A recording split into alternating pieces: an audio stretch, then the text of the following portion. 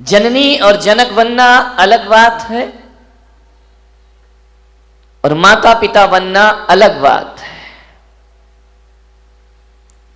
जननी और जनक तो जानवर के भी होते हैं। एक पशु भी अपने बच्चों को जन्म देता है और छोड़ दिया करता है। पशु का बच्चा अपने दम पर जीता है, उसे कुछ सीखने की जरूरत नहीं हुआ करती है।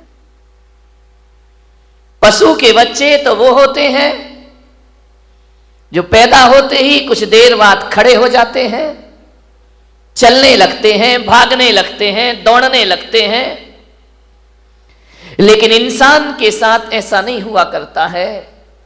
इंसान का बच्चा सब कुछ सीखता है, चलना भी सीखता है, खाना भी सीखता है, बोलना भी सीखता है, हंसना भी सीखता है और रोना भी सीखा करता है। जानवर के बच्चों को कुछ भी सिखाने की जरूरत नहीं है। वो इसलिए कि जानवर के बच्चे बचपन से लेकर मृत्यु तक जानवर ही रहा करते हैं, वह उससे ज्यादा कुछ नहीं बन सकते हैं। एक घोड़ा बचपन से जन्म से लेके मृत्यु तक घोड़ा ही रहेगा। एक बैल जीवन भर बैल ही रहेगा। एक गाय जीवन भर गाय रहेगी। एक कुत्ता जीवन भर कुत्ता ही रहेगा। लेकिन मनुष्य के साथ ऐसा नहीं हुआ करता है। यदि मनुष्य को अच्छे संस्कार और अच्छी शिक्षाएं प्रदान कर दी गई तो इंसान से ये भगवान बनने को भी तैयार हुआ करता है। और मनुष्य वह होता है जो पशु से परमेश्वर हो सकता है। मनुष्य वह है जो कंकर से शंकर हो सकता है। मनुष्य वह है जो त्रियंज से तीर्थंकर भी बनकर के दुनिया में आ सकता है। आपके साथ संभावनाएं हैं, इसलिए मनुष्य को सिखाना पड़ता है, बोलना भी सिखाना पड़ता है, चलना भी सिखाना पड़ता है, खाना भी सिखाना पड़ता है। इसलिए मैंने कहा कि जो लोग अपने बच्चों को केवल जन्म देते हैं वो जननी और जनक कहलाया करते हैं। लेकिन जो बच्चों को संस्कार दिया करते हैं, जो जीवन देते हैं, उन्हें माता और पिता का दर्जा प्रदान किया जाता है। ध्यान रखना, पशु के माता पिता नहीं होते हैं, वो केवल जननी होती है, जन्म दे के छोड़ देती है। ध्यान रखिए, आप माता पिता, आपकी एक साधना है, आपकी बहुत बड़ी जिम्मेदारी है। आप समझदार प्राणी हैं, जानवर ना समझ प्राणी है। ध्यान रखना, जन्म देना ही कोई बहुत बड़ी प्रक्रिया नहीं है, जीवन देना उससे बड़ी प्रक्रिया होती है। जन्म की साधना तो केवल 9 महीने होती है, लेकिन जीवन की साधना तो जिंदगी भर करना पड़ती है, तो भी जीवन कम पड़ जाया करता है। जिंदगी भर की साधना है, एक तपस्या है। मान्यवर, बच्चों को लाड़ प्यार ही नहीं, संस्कार भी दो। आपके पास पैसा है, आपके पास दौलत है, आपके पास रुपया है, बच्चा कहता है मोबाइल चाहिए, आप मोबाइल दे देते हैं। बच्चा कहता है लैपटॉप चाहिए, आप लैपटॉप दे देते हैं। दीजिए, मेरा कोई विरोध नहीं है। बच्चा कहता है गाड़ी चाहिए, बच्चा कहता है मोटरसाइकिल चाहिए, आप मोटरसाइकिल दिला देते हैं। और बच्चा कहता है कि कार चाहिए, आप कार दिला देते हैं। लेकिन मैं पुलक सागर तुम्हारे बच्चों को ना तो मोबाइल दे सकता हूं, ना तुम्हारे बच्चों को मैं लैपटॉप दे सकता हूं, ना तुम्हारे बच्चों को मोटरसाइकिल दे सकता हूं, ना मैं तुम्हारे बच्चों को महंगी महंगी कार दे सकता हूं। लेकिन पुलक सागर के इस यहाँ पर आएंगे, पुलक सागर के दरबार में आएंगे तो ध्यान रखना, एक कार मैंने भी रखी है अपने पास, और वह एक कार है जो मैं सारे देश को दिया करता हूं। आज तुम्हारा बच्चा रूठे कार के लिए तो एक बार उसे मेरे पास लेकर के आना, मैं उसे कार दिलाऊंगा। ध्यान रखना, मेरे पास अल्ट्रो तो नहीं है, मर्सिडीज नहीं है, वैगनार नहीं है। मेरे पास यदि कोई कार है तो एक कार है जिसकी हर घर को आवश्यकता है, और पुलक सागर के पास कोई कार है तो वह संस्कारों की कार है। संस्कार की कार पकड़ा दी जाए तो जिंदगी अपने आप समझ। संस्कार की कार बांटा करता हूं, संस्कार की कार में बैठो, जीवन को आनंद में परिवर्तित कर दीजिए। मान्यवाद सोचना है। बच्चों का जीवन बनाने से पहले हमें अपना जीवन बनाना जरूरी है। बच्चे दर्पण हैं, जो हम करते हैं वो बच्चों को दिखाई देता है, और जो दिखता है बच्चा वही सीखता है। एक बात ध्यान रखना, 21वीं सदी है, ज्यादा औलाद को सिखाने की कोशिश मत करना। तुम कुछ सिखाओगे उससे पहले वो तुम्हें सिखा के रख देगा। संभलो इस औलाद से, सबके मुंह लग जाना, बच्चों के मुंह कभी मत लगना। बड़े होशियार होते हैं ये बच्चे, बड़े होशियार होते हैं। आज के युग में 21वीं सदी में मूर्ख बच्चों का पैदा होना बंद हो गया है। अब बुद्धू औलाद पैदा नहीं हुआ करती है, अब तो बहुत समझदार औलाद पैदा हुआ करती है। बड़ी पढ़ी लिखी औलाद पैदा हो रही है। जो तुम्हें नहीं आता वो बच्चों को आ जाता है। हो सकता है कि आपको पूरा मोबाइल चलाना भी नहीं आता हो और आपकी औलाद खटखट मोबाइल चला करके दिखा दे, आपसे कह दे कि पापा तुमको तो कुछ आता ही नहीं। बच्चे बड़े होशियार हैं। बच्चों को ज्यादा सिखाने की गलतियां मत करना, नहीं तो बड़ी दिक्कत हो जाएगी। एक निवेदन है मेरा, ये बच्चों को सिखाओगे तो बिल्कुल नहीं सीखेंगे, सिखाने से नहीं सीखेंगे। एक पति पत्नी मेरे चरणों में आए, छोटा सा बच्चा था। बच्चों ने कहा बेटा महाराज के पैर पढ़ो, महाराज को नमस्कार करो, महाराज को नमोस्तु करो। बच्चा करने को तैयार नहीं, वो तो अकड़ के खड़ा। अरे बोले बेटा नमोस्तु, बोले नहीं करूंगा। अरे मैंने कहा गजब है भाई, 3-4 साल का बच्चा वो माँ बाप का कहना मानने को तैयार नहीं। बोले बेटा ऐसा नहीं है, गलत बात, बहुत गंदी बात है, महाराज हैं इनको प्रणाम करिए, इनको नमस्कार करिए। बोले नहीं करूंगा नमस्कार। अरे तो बच्चे माँ बाप बड़े शर्मिंदा हुए कि यार महाराज हम करें क्या, ये झुक ही नहीं रहा है। मैंने कहा ऐसे नहीं झुकेगा, ये 21वीं सदी का औलाद है, ऐसे झुकने वाला नहीं है, तुम्हारा तरीका गलत है, बच्चा तो अभी झुक जाएगा। तो बोले कैसे झुक जाएगा बच्चा। मैंने कहा बच्चे के उसने क्या किया, उसकी माँ ने बच्चे की गर्दन पकड़ी और जबरदस्ती मेरे पैरों पे रख दी। बच्चा गर्दन उठाए जा रहा है, माँ बाप गर्दन दबाए जा रहे हैं। मैंने कहा रुको, बहुत गलत तरीका, ऐसे बच्चा प्रणाम नहीं करेगा। छोटा सा था, 3 साल का होगा, 4 साल का। मैंने माँ बाप से कहा बच्चे की गर्दन छोड़ो, बच्चे की गर्दन से हाथ हटाओ। माँ बाप ने हाथ हटाया। मैंने कहा तुम दोनों हाथ जोड़ो। माँ बाप ने हाथ जोड़े। बच्चा छोटा सा था, उसने ऊपर देखा, मम्मी पापा हाथ जोड़ रहे, बच्चे ने भी हाथ जोड़ लिए। मैंने कहा अब तुम प्रणाम करो, नमस्कार करो। जैसे ही उन्होंने धोख लगाई, बच्चा भी लेट करके प्रणाम करने लगा। मैंने कहा ध्यान रखना 21वीं सदी है, ये सिखाने से नहीं सीखेगी, ये दिखाने से सीखा करती है। जो आप दिखाएंगे बच्चा वैसा सीख जा। ध्यान रखना है, बच्चों का पालन पोषण करना, उन्हें संस्कार देना, आपको जिंदगी भर तपस्या करना पड़ेगी। बच्चों की परवरिश करो। कैसे करना है उनकी परवरिश? सिखाने से नहीं, दिखाने से। जो आप दिखाएंगे बच्चा वही करेगा। 2 बच्चे लड़ रहे थे, मैंने बुलाया, मैंने कहा बच्चे लड़ते क्यों हो? बोले किसने कहा हम लड़ रहे थे। अरे मैंने कहा यार तू उसको मार रहा था, गाल में चांटे लगा रहा था। बोले हम लड़ थोड़ी रहे थे। तो मैंने कहा ये क्या कर रहे थे, कोई ड्रामा कर रहे थे, क्या कर रहे थे, कोई प्रैक्टिस कर रहे थे? बोले नहीं महाराज हम ना लड़ रहे थे ना कोई ड्रामा कर रहे थे। तो मैंने कहा क्या हो रहा था, तुम मार तो रहे थे उसके गाल में। बोले मैं मार नहीं रहा था महाराज, हम दोनों बच्चे तो मम्मी पापा का खेल खेल रहे थे। अब विचार करिए। मैंने कहा मम्मी पापा ऐसे होते हैं? बोले हाँ ऐसे ही तो मम्मी को मारते हैं, वही खेल हम यहाँ पर। ध्यान रखना, जो तुम करोगे बच्चा वही सीखेगा। ध्यान रखिए।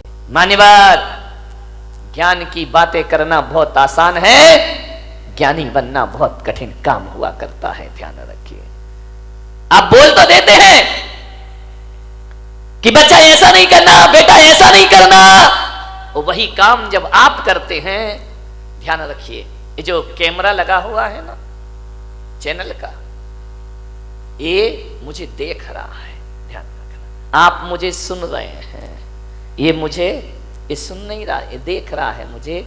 और एक बात याद रखना, छोटे बच्चे को कभी देखना, छोटा सा बच्चा जब धरती पर पैदा होता है ना, तो टकटकी लगाकर देखता है। हमारी पलकें ज्यादा झपकती हैं, बच्चों की पलकें नहीं झपकती हैं। वह टकटकी लगाकर किसी भी चीज को देखते रहते हैं।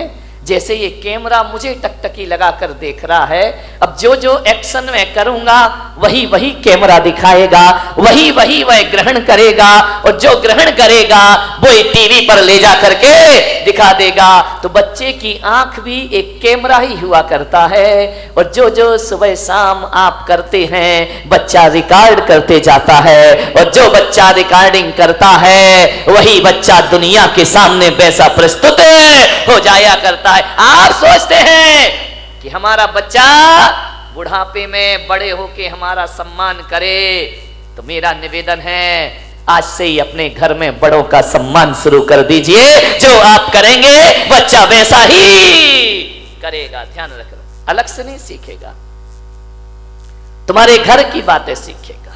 अमेरिका के एक राष्ट्रपति हुए अब्राहम लिंकन, उन्होंने अपने बच्चे को एक स्कूल में दाखिला कराया, एक स्कूल में एडमिशन कराया, और जैसे ही पहले दिन बच्चा स्कूल में गया, अब्राहम लिंकन ने अपने बच्चे के साथ एक पत्र लिख करके भेजा कि ये पत्र तुम अपने क्लास टीचर को दे देना, और पढ़ने से पहले ये खत उनके हाथ में जरूर पहुंचाना। बच्चा गया स्कूल, जैसे ही क्लासरूम में पहुंचा, क्लास टीचर आए, बच्चे ने कहा कि गुरुदेव सर, ये पत्र मेरे पिता ने आपके नाम लिखा है। होश उड़ गए टीचर के कि राष्ट्रपति का बच्चा और मेरे नाम पत्र। उसने पत्र खोला, पत्र में लिखा था, आदरणीय शिक्षक महोदय, मेरा आपसे एक विनम्र निवेदन है कि आज मेरा बच्चा पहली बार स्कूल में आया है, और मेरे बच्चे को आप अच्छी शिक्षाएं प्रदान करना। मैं शिक्षक महोदय से आग्रह करूंगा कि जब मेरे बच्चे को पढ़ाओ तो ये सोचकर मत पढ़ाना कि अमेरिका के राष्ट्रपति का बेटा है, बल्कि ये सोचकर पढ़ाना कि ये किसी देश का भविष्य तुम्हारे सामने बैठा हुआ है, ये किसी देश की ताकत बैठी हुई है, एक इंसान का बच्चा है। मेरे बच्चे के सामने कोई वीआईपी व्यवस्था ना रखी जाए, और मेरे बच्चों को केवल अक्षरों का ज्ञान मत देना। शिक्षक महोदय, इसे किताबी ज्ञान के साथ साथ अनुभव का ज्ञान ज्यादा प्रदान करना। मैं नहीं चाहता कि मेरे बच्चे के पास बहुत बड़ी डिग्री हो या ना हो, डिग्री हो जाए कोई बड़ी बात नहीं है, लेकिन मैं ये नहीं चाहता कि मेरा बेटा डॉक्टर, इंजीनियर, आईएएस अफसर बन के निकले या ना निकले, लेकिन आपकी शिक्षाओं से मेरा बच्चा एक सच्चा और अच्छा इंसान बन करके स्कूल से निकले। ये राष्ट्रपति आपसे निवेदन करता है। अमेरिका के राष्ट्रपति कह रहे हैं किताबी ज्ञान ही नहीं, मेरे बच्चे को सिखाना कि बड़ों के साथ कैसे पेश आते हैं, बुजुर्गों के प्रति हमारे क्या भाव होना चाहिए, और मेरे बच्चे को समझाओ कि छोटों के साथ कैसा रहना चाहिए। और शिक्षक महोदय से मेरा निवेदन है कि मेरे बच्चे को ये मत सिखाना कि जिंदगी रेल की पटरी पर भाग रही है। मेरे बच्चे को एक चीज सिखाना कि जिंदगी सांप सीढ़ी का खेल हुआ करता है। उसे समझाओ कि जिंदगी में ऐसे भी लोग मिलेंगे जो सीढ़ियों का सहारा देकर तुम्हें ऊपर चढ़ाएंगे, और जिंदगी में ऐसे भी लोग मिलेंगे जो अपने बनकर सांप के समान डसेंगे और जिंदगी को नीचे ला करके पटक देंगे। जिंदगी एक सांप सीढ़ी का खेल है, यहां चढ़ाने वाले भी मिलते हैं और यहां उतारने वाले भी प्राप्त हुआ करते हैं। मेरे बच्चे को समझाना कि जिंदगी में उतार चढ़ाव आएंगे, सीढ़ी भी मिलेगी और सांप भी मिलेगा, लेकिन मेरे बच्चे को ये संस्कार देना कि जब जिंदगी सीढ़ियों पर ऊपर चढ़ी जाए तो अहंकार में फूलना मत, और जब कोई सांप डस ले तो निराशा में जिंदगी को बर्बाद करना मत। ध्यान रखिए। उस शिक्षक के लिए राष्ट्रपति ने निवेदन किया। मान्यवर, आपका बच्चा स्कूल जाता है, क्या माँ बाप होने के नाते आपने क्लास टीचर को यह बोला है कि मेरे बच्चे को अच्छा इंसान बनाना? नहीं बोला ना। क्लास टीचर यदि मार दे तो तुम लड़ने को तैयार हो जाते हो, तुम उसके खिलाफ केस करने को तैयार हो जाते हो। और हमारा एक जमाना था, यदि स्कूल में मार पड़ती थी तो घर में आके डबल मार पड़ा करती थी कि शिक्षक ने यदि तुझे मारा है तो जरूर तूने कुछ गलतियां की होंगी। हमें कभी प्रोत्साहन नहीं मिला करता था, हमें कभी नहीं कहा जाता था कि टीचर ने मारा है तो चलो हम उससे बात करेंगे। उन्होंने कहा तुमने गलत काम किया होगा इसलिए गुरु ने तुम्हारी पिटाई की। और जब हम रोते रोते घर आ जाते थे तो हमारे माता पिता कहते थे कोई बात नहीं है, गुरु ने मारा है ना, अरे मार पड़ेगी धम धम और विद्या आएगी छम छम। ध्यान रखिए बेटे, ये गुरु का डंडा नहीं है, ये तेरी बुराइयों पर किया गया प्रहार हुआ करता है। कहां गए वो संस्कार, कहां गई वो शिक्षाएं? विचार करिए। मैं ये नहीं कह रहा हूं कि स्कूलों में बच्चों को नाजायज मारना चाहिए, मैं इसके भी खिलाफ हूं मेरे भाई, ध्यान रखिए। लेकिन मैं आपसे निवेदन करता हूं, शिष्य और सीसी में जब तक डांट नहीं लगेगी, सीसी में डांट, ढक्कन, ढक्कन को डांट कहा जाता है, सीसी में भी डांट होना चाहिए और शिष्य में भी डांट होना चाहिए। शिष्य और सीसी में डांट नहीं लगेगा तो सीसी भी डूबेगी और शिष्य भी डूब जाएगा। ध्यान रखिए। मान्यवर, निवेदन करिए। क्या आपने कभी स्कूल में जाकर क्लास टीचर से कहा है? आज हर माँ बाप को ये चिंता है कि मेरा बेटा MBA कर ले, मेरा बेटा डॉक्टर बन जाए, मेरा बेटा अच्छा वकील बन जाए, मेरा बेटा अच्छा बिजनेसमैन बन जाए। कोई माँ बाप भी नहीं सोचता है कि मेरा बेटा सच्चा और अच्छा इंसान बन जाए। ध्यान रखिए। मैं आपसे कहता हूं, एक सच्चा और अच्छा इंसान 100 इंजीनियर और डॉक्टर से बढ़ करके हुआ करता है। ध्यान रखिए। यदि गलत आदमी डॉक्टर बन गया तो याद रखना वो कभी देश को, समाज की भलाई नहीं कर सकता है। गलत आदमी इंजीनियर बन गया, गलत आदमी व्यापारी बन गया, देश, समाज और परिवार को बर्बाद ही करेगा वो। ध्यान रखिए।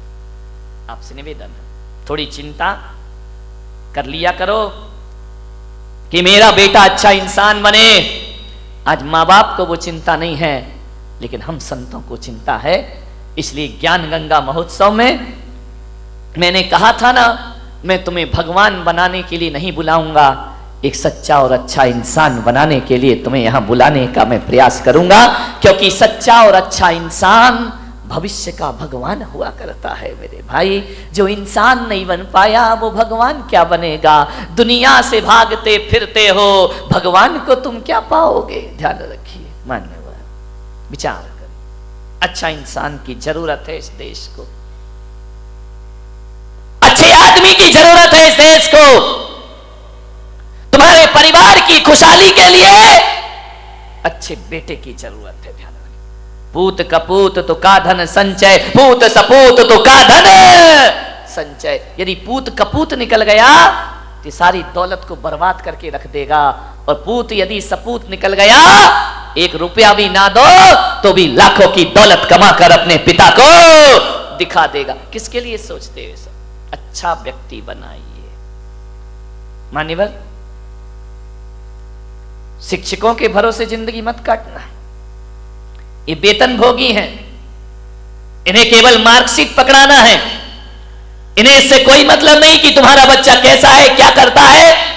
वो तो कहेंगे रिजल्ट अच्छा आना चाहिए, बाकी तुम्हारा जो व्यवहार है वो तुम जानो। इस ध्यान रखना, अक्षरों का ज्ञान देना स्कूल के टीचर का काम है, और अनुभव का ज्ञान देना माँ बाप का काम हुआ करता है। वो आपका दायित्व हुआ करता है। आप विचार करिए, गौर करिए अपने बच्चे पर, छोटी छोटी हरकतों पर ध्यान दीजिए। मैं आपको बता रहा हूं कि अपने बच्चों को कैसे परवरिश करना है उनकी। आप सोचिए, आप गौर करना अपने बच्चों पर, किसी के दर्द पर, किसी की पीड़ा पर तुम्हारा बच्चा हंसता तो नहीं है, तुम्हारा बच्चा उसकी मजाक तो नहीं बनाता है। यदि मजाक बनाता है रोक दीजिए उसे वहीं पर। किसी के दर्द पे मुस्कुराना मत सीखो मेरे भाई। कोई भूखा यदि तुम्हारे घर में है, यदि कोई 2 बच्चे खाना खा रहे हैं, तो आप प्रवृत्ति पर ध्यान रखना, वो अपनी रोटी उसे देता है या नहीं देता है। यदि नहीं देता है तो आज से तुम्हें उसे अच्छे संस्कार देने का प्रयास करना पड़ेगा। यदि तुम्हारा बच्चा अपनी रोटी तो रखता ही है अपने पास, लेकिन दूसरे की रोटी भी अपने पास लाता है, तो समझना ये भारत के लिए बहुत खतरनाक व्यक्ति बनेगा। ये समाज और परिवार की कलह में कारण बनेगा, ये तुम्हारे दुखों का आमंत्रण बनेगा। और यदि कोई बच्चा ऐसा है जो अपनी रोटी भी दूसरों की थाली में रख दिया करता है, तो समझना हमने किसी महापुरुष को जन्म दिया है अपने घर में। प्यासे को पानी पिलाता है या नहीं पिलाता है? तुम्हारा बच्चा दूसरों का सामान छीनने को तो नहीं रोता है? तुम्हारा बच्चा दूसरों से तमीज से बात करता है या नहीं करता है? वह बड़ों को बड़ों जैसा सम्मान देता है या नहीं देता है? आज तो छोटा है तो लाड़ प्यार में आपको बड़ा अच्छा लगता है, लेकिन कल जब ये बड़ा हो जाएगा तुम्हारे लिए खतरा बन करके खड़ा हो जाएगा। ध्यान रखिए, आज अच्छा लगता है, विचार करिए। आप अपने बच्चे, मेरे पास लोग आते हैं, मैं छोटे बच्चे से पूछता हूं बेटा नमोकार मंत्र आता है? बच्चा बोलता है नहीं आता है। तो मैं माँ बाप की तरफ देखता हूं, माँ बाप की नजरें झुक जाया करती हैं। मैं कहता हूं कि बेटा 24 तीर्थंकरों के नाम आते हैं, बच्चे को नहीं आते हैं। उससे मैं पता लगा लेता हूं ये घर संस्कारित है या नहीं है, ये घर धार्मिक है या नहीं है। आपके घरों में जब मैं आहार लेने जाता हूं, अभी तो नहीं गया बारामती में किसी के यहां, जाऊंगा, चिंता मत करो, सबके घर में रेट पड़ेगी, ध्यान रखना। सबके घर में ध्यान रखना, जांच बैठेगी। मैंने जो 1 महीने चिल्लाया है उसका क्या रिजल्ट आया है।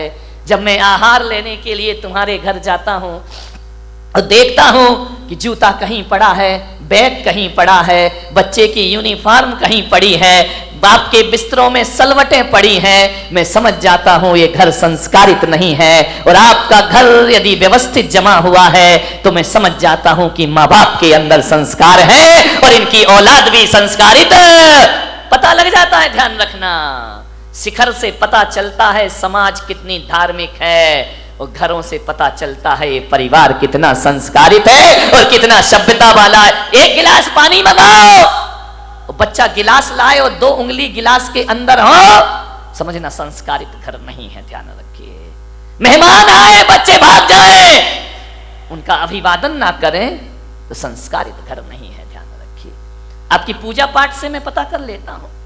चौके में पूजा होती है, आहार के पहले थाली भरी है, 4-4 दाने चढ़ा रहा है, भरी थाली चढ़ाया नहीं जा रहा है, तो इसका मतलब ये समझो कि इसकी वृत्ति कंजूस की वृत्ति है। ये आदमी उदार भावों से पूजा नहीं करता है, ये आस्था भाव से पूजा नहीं करता है। चरण प्रक्षालन करते हो, जग भर के पानी लाते हो, 2 बूंद डालते हो, जग वापस ले, क्यों वापस ले जा रहे भाई? नल नहीं आ रहे क्या तुम्हारे यहाँ, या सूखा पड़ा है या पानी नहीं है?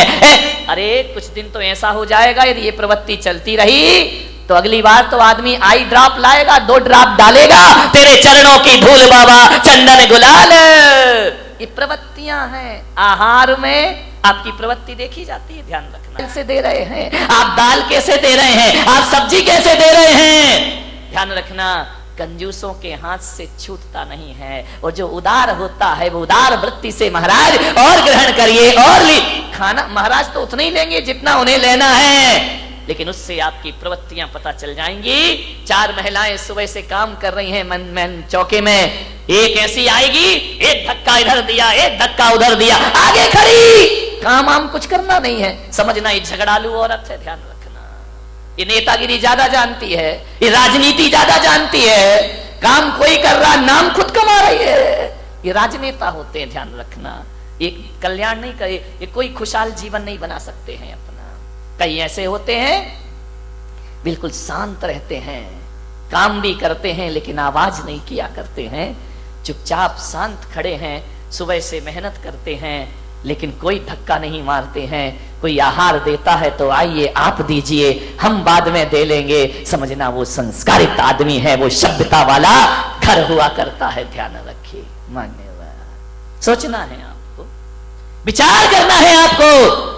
आपकी इन क्रियाओं से आपके संस्कारों का पता चलता है। ध्यान रखिए, आप कैसे घर के हैं, आपकी मान मर्यादाएं कैसी हैं। आऊंगा मैं अभी तुम्हारे घरों में पर्यूषण के बाद सबको रिजल्ट देने के लिए कि तुम क्या कैसे हो, तुम पंडाल में कैसे दिख रहे हो, घर में पता पड़ेगा कि तुम्हारी जिंदगी क्या हुआ करती है। पंडाल में तो सब सज धज के बैठे हैं मजे से टिप टाप। यदि इतने लोग सुधर जाएं तो मोदी को इतनी मेहनत काहे को करना पड़े मेरे भाई, देश का कल्याण कब का हो जाएगा। ध्यान रखिए, संस्कारों का।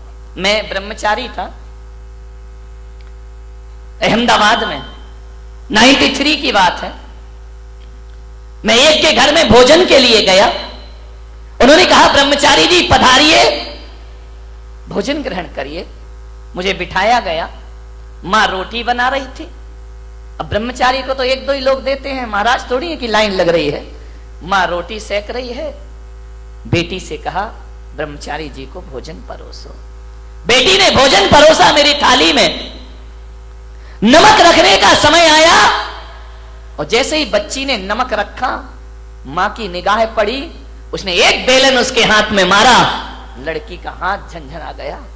मैंने कहा भाई ये क्या बात है, ये मैं भोजन कर रहा हूं कि यहां तो महाभारत चल रही है। फट से लड़की कुछ ना बोली, ना लड़की रोई, ना लड़की चीखी, कुछ नहीं, चुपचाप रही। उसने व्यवस्था बदल दी।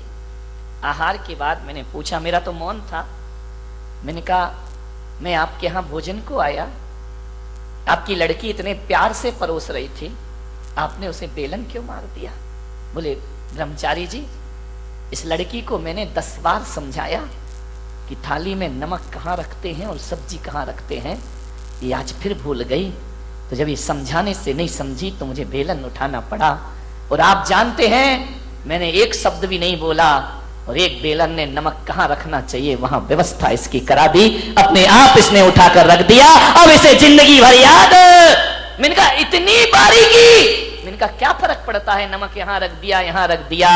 बोले महाराज नमक के स्वाद में कोई फर्क नहीं पड़ता, लेकिन आदमी के व्यवहार में बहुत फर्क पड़ा करता है। मेरी लड़की पराये घर जाएगी, इसे इतना ज्ञान होना चाहिए कि भोजन कैसे परोसा। इतना ध्यान आप देते हैं बच्चों का भविष्य बनाने में। मान्यवर निवेदन है आपसे,